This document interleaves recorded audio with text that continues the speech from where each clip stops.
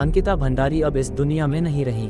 सपनों को पूरा करने के लिए वो घर से इतनी दूर आई, पर कभी ये नहीं सोचा था कि वो घर से ही नहीं, कुछ दिनों बाद दुनिया से ही दूर हो जाएगी। अगर अंकिता के दोस्त ने समय पर आवाज़ नहीं उठाई होती, सवाल नहीं किए होते, तो शायद अंकिता की मौत आज दुनिया के सामने आ भी नहीं पाती। वो दोस्त पुष्पदीप जो जम्मू में था, लेकिन दोस्त के रहस्यमय हालात में गायब होने के बाद आवाज़ उठाए, अंकिता के परिवार को जानकारी दी। आज कहानी वारदातों की में जानते हैं अंकिता की मौत की क्या है पूरी कहानी। इससे पहले वीडियो को लाइक कर चैनल को सब्सक्राइब करके बेल आइकन दबा दे ताकि आने वाली अगली कहानियां आप तक पहुंच सके। करीब साल भर पहले की बात है, तब हर तरफ कोरोना का कहर था। ज्यादातर लोग घर पर थे या वर्क फ्रॉम होम कर रहे थे। मैं भी पढ़ाई कर रहा था। इसी दौरान इंस्टाग्राम के जरिए पहली बार अंकिता को जाना और फिर धीरे धीरे हमारी दोस्ती हो गई। कोरोना ने बहुत से लोगों की नौकरी छीन ली थी। अंकिता के पिता की भी नौकरी कोरोना की वजह से चली गई। अंकिता की मम्मी आंगनवाड़ी में काम करती थी। खुद अंकिता ने 12वीं के बाद होटल मैनेजमेंट का कोर्स किया था। उसका छोटा भाई दिल्ली में सीए की पढ़ाई कर रहा था। 2022 में मैं अपनी पढ़ाई के लिए हिमाचल प्रदेश अपने घर से जम्मू चला गया। कोरोना अब कम हो रहा था। अंकिता भी घर चलाने के लिए अब नौकरी करना चाहती थी। उसने मुझे इस बारे में मदद मांगी। चूंकि अंकिता को घर के करीब ही कहीं नौकरी करनी थी, लिहाजा मैंने सोशल मीडिया के जरिए अंकिता के लिए नौकरी सर्च करना शुरू किया। इसी साल अगस्त के शुरुआती दिनों की बात है। एक जॉब साइट पर मुझे वनंतरा रिजॉर्ट का ऐड दिखा। इस रिजॉर्ट के लिए अलग अलग पोस्ट पर फीमेल स्टाफ की ज़रूरत थी। ये वो ऐड है। इसमें यह भी लिखा था कि सिर्फ वो लड़कियां यहाँ अप्लाई करें जो घर से बाहर रहने को तैयार हैं। उनके ठहरने के लिए यहाँ सारी सुविधाएं देने की बात भी कही गई थी। अलग अलग पोस्ट के लिए सैलरी 8 से 16 हज़ार के बीच थी। ये रिजॉर्ट अंकिता के घर से करीब 150 किलोमीटर दूर था। मुझे लगा ये अंकिता के लिए अच्छा होगा। इसी के बाद मैंने पहली बार रिजॉर्ट के मालिक पुलकित आर्य से उनके ऐड का हवाला देकर अंकिता की नौकरी की बात की, मगर पुलकित ने मुझसे ज़्यादा बात नहीं की। उसने बस इतना कहा कि कैंडिडेट से कहो कि वो मुझसे डायरेक्ट बात करे। इसके बाद अंकिता ने पुलकित से बात की। बातचीत अच्छी रही। इंटरव्यू के बाद पुलकित ने अंकिता को रिसेप्शनिस्ट का पोस्ट और 10,000 रुपये महीना सैलरी का ऑफर किया।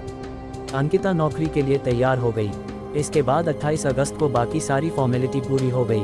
अंकिता को 3 सितंबर को ज्वाइन करने के लिए कहा गया।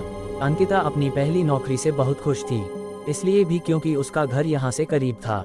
मगर 3 सितंबर को जब वो रिजॉर्ट पहुंची तो पाया कि वहाँ उसके अलावा कोई और फीमेल स्टाफ नहीं है। इस बारे में जब उसने पुलकित से पूछा तो पुलकित ने बताया कि उसने होटल के सारे स्टाफ को कुछ वक्त पहले ही निकाल दिया है और अब नए स्टाफ की भर्ती कर रहा है। पुलकित ने बताया कि कुछ वक्त पहले यहाँ प्रियंका नाम की एक लड़की काम किया करती थी, मगर वो चोरी करते हुए पकड़ी गई।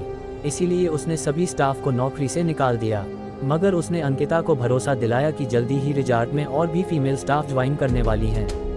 इसके बाद मुझे अंकिता ने बताया कि पुलकित ने सचमुच पुराने सभी स्टाफ को निकाल दिया है, सिवाय 2 लोगों के, एक सौरभ और दूसरा अंकित। सौरभ रिजॉर्ट का मैनेजर है, मगर असलियत यह है कि वो पुलकित का न सिर्फ बचपन का दोस्त है बल्कि दोनों ने साथ पढ़ाई भी की थी। अंकित भी पुलकित का पुराना राजदार है। अंकिता ने रिजॉर्ट में नौकरी तो शुरू कर दी, पर उसे जल्दी ही एहसास हुआ कि यहाँ ठहरने के लिए टूरिस्ट कम आते हैं। रिजॉर्ट ज़्यादातर पार्टियों के लिए बुक होता। रिजॉर्ट में करीब 13 कमरे हैं, जबकि कुछ कमरे बन रहे थे। अमूमन पार्टी के लिए सारे कमरे बुक किए जाते थे। पार्टी भी ज़्यादातर वीकेंड में हुआ करती थी। अंकिता की ज्वाइनिंग के पहले हफ्ते में ही ऐसी ही एक पार्टी में एक गेस्ट ने शराब पीने के बाद अंकिता को जबरन गले लगाने की कोशिश की। इस पर अंकिता ने उसी वक्त पुलकित से इसकी शिकायत की। तब पुलकित ने उस गेस्ट को अंकिता के सामने खूब डांटा। ये देखकर तब अंकिता की नज़र में पुलकित के लिए इज्जत बढ़ गई थी। पुलकित खुद भी रिजॉर्ट में रहा करता था, हालांकि उसका घर हरिद्वार में है। धीरे धीरे वो अंकिता के करीब आने की कोशिश करने लगा। उसने अंकिता को स्कूटी और कार ड्राइविंग सिखाने की भी कोशिश की, ये कहकर कि कई बार गेस्ट को आसपास ले जाना होता है।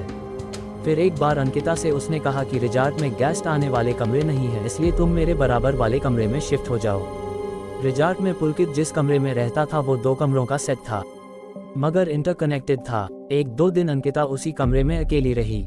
ज्वाइनिंग के दूसरे हफ्ते में पुलकित ने एक बार गेस्ट आने और कमरे कम होने की बात कहकर अंकिता को अपने साथ उसी इंटरकनेक्टेड रूम में शिफ्ट होने को कहा।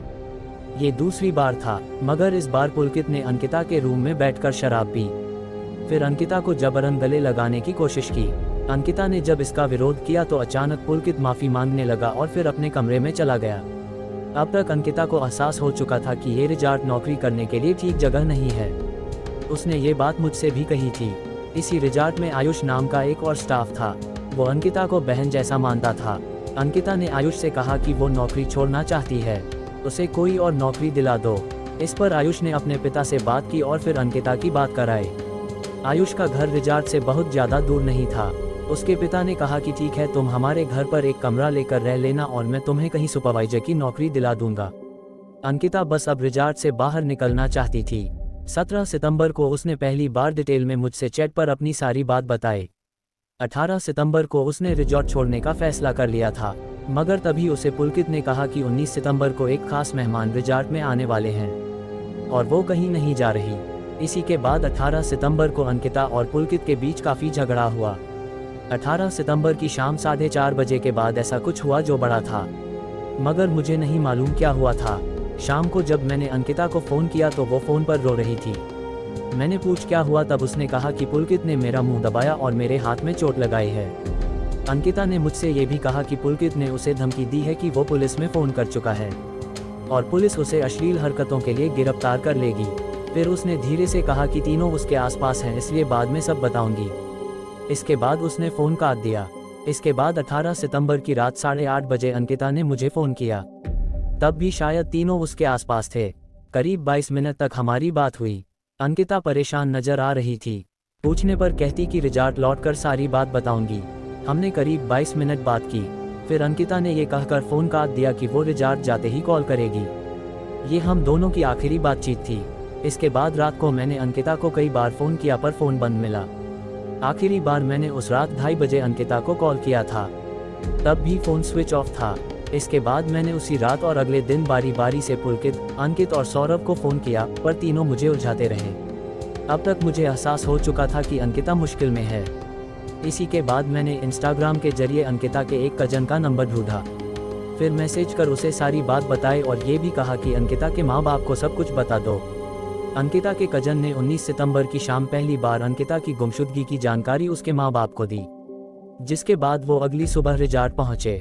मुझे भी अंकिता की फिक्र हो रही थी, इसलिए 20 सितंबर की शाम जम्मू से रवाना हो गया और 21 सितंबर की सुबह रिजॉर्ट पहुंच गया। वहां पुलिस को अपना बयान भी दिया। फिर 23 की रात वापस जम्मू आ गया। तब तक अंकिता या उसकी लाश नहीं मिली थी। मुझे ऐसा लगता है कि अंकिता 18 सितंबर के बाद भी जिंदा थी। बहुत मुमकिन है कि उसे 22 या 23 सितंबर को मारा गया है। पर इस दौरान अंकिता कहाँ थी, उसके साथ क्या हुआ, ये सच बाहर आना चाहिए। अंकिता एक बहुत अच्छी लड़की थी। वो दुनिया में कुछ करना चाहती थी। मैं चाहता हूँ उसके गुनहगारों को ऐसी सज़ा मिले जो एक मिसाल बन जाए।